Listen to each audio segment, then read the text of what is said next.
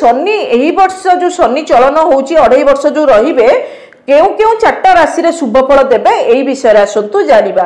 नमस्कार दर्शक बंधु, न्यूज 18 ग्रुप को स्वागत करुची मु एस्ट्रोलॉजर वास्तुविद डॉक्टर शाश्वती हजरा।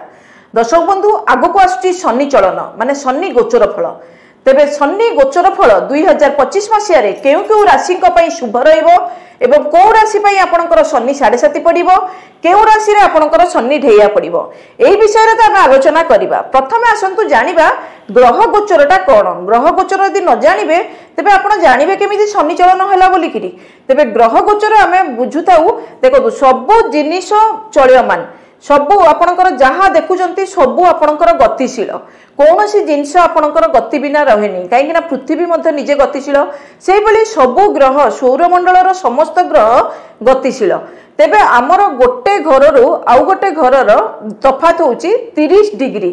तेबे शनि आपणकर सबुदिन तो चलुछंती तेबे आपणकर 30 डिग्री क्रॉस कला परे जेतेबेलकु 30.01 डिग्री रे आसी जाउची सेटा को आमर कुहागला चलन हैला बोली। सेही भरी बृहस्पति मध्य आपणकर चलनशील, राहु और केतु ए दुईटा ग्रह केवल से बकरी चलती आपणकर उल्टा चलिकी आसंती।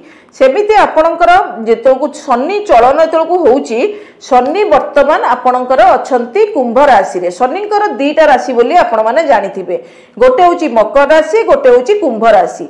मकर राशि को कहा जाए शनिकर घर एवं कुंभ राशि को कहा जाए शनिकर कर्म क्षेत्र। तेबे शनि वर्तमान तांकर कर्म क्षेत्र रे थिले मध्य 29 मार्च 2025 मसीह रे शनि आपणकर चलन होउछंती मीन राशि को, जोटा कि देवगुरु बृहस्पतिंकर राशि।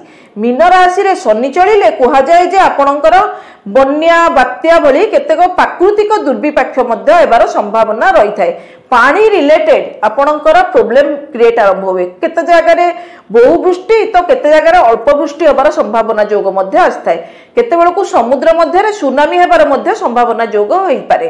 तेणु आपणकर शनि चलन जो होउची ताहा आपणकर केतेक राशि रे शनि 7.5 प्रवेश करूछंती। जथा आपणकर शनि 7 मकर राशि रे आपण सुनिथिबे जे शनि 7.5 चलीतिला, वर्तमान मकर राशि रु शनि 7.5 पळौछंती। मात्र शनि आपणकर पुणी आसी जाउछंती मेष राशि को।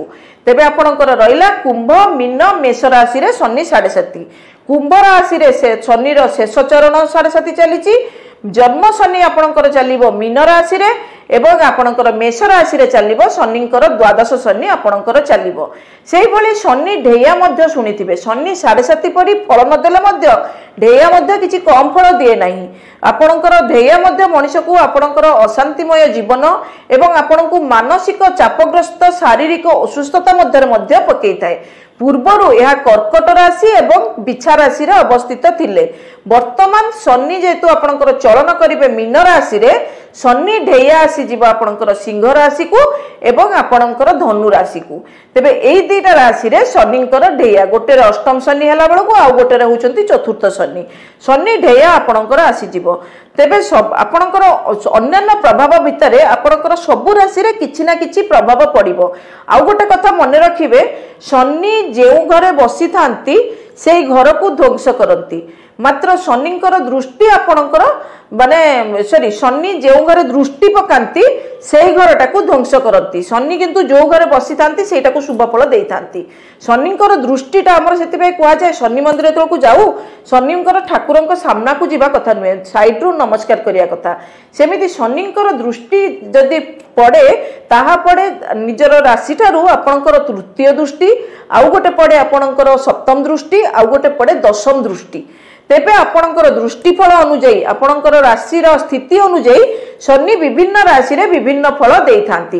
तेबे शनि एही वर्ष जो शनि चलन होउची 2.5 वर्ष जो रहिबे केउ केउ चारटा राशि रे शुभ फल देबे एही विषय रे आसंतु जानिबा।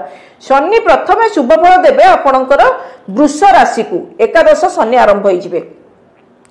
एकादश शनि फल रे आपणकर कर्म जीवन उन्नति, संतान क्षेत्र रे उन्नति, प्रमोशन पाइबा, आपणकर बिजनेस रे ग्रोथ करैबा इत्यादि जोग मध्य रखिदेव। सेकेंड रे आपणकर आसीबो मिथुन राशि। मिथुन राशि रे शनिंकर जो प्रभाव रहिबो दशम बृहस्पति रहिबो दशम बृहस्पति रे कोन हुए आपणकर नूतन कर्म प्राप्ति सहित किछि किछि नुआ क्रिएटिव आइडिया मध्ये आपणकर आसी जिवो जा द्वारा कि आपणकर कर्म क्षेत्र रे ग्रोथ करिवार संभावना बहुत परिमाण रे रहिछि कर्म क्षेत्र रे आपणकर नेम फेम बढ़िबो आपणकर कर्म क्षेत्र रे आपणकर बहुत सुंदर भाबरे कर्म परफॉर्मेंस करि परिबे सेटा मध्ये आपणकर रहिछि ता छडा आपणकर शनि नेक्स्ट भलो सब शुभ पकेइबो तुला राशि उपरे तुला राशि रे आपणकर पूर्वरु थिबा विवाद पूर्वरु थिबा अपमानित जदि हेइचंती तेबे आपणकर सेगुडा काटिकी शनि एबे आपणकू आध्यात्मिक लाइन रे आगे की नब एवं आपणकर जे कोनसी कार्य करूचंती ताहा आपणकर सुरुखरे संपादन मध्य करिवो तापरे शनिंकर नेक्स्ट भलो शुभ फल प्राप्ति करिवे मकर राशि व्यक्ति विशेष माने गत 7.5 वर्ष धरि की बहुत अशांति भोगुतिबा मकर राशि व्यक्ति विशेष मानेक पई शनि आनी दउची शुभ फल शनि पीरियड रे आपणकर नूतन गृहारंभ नूतन जानवाहन क्रय विक्रय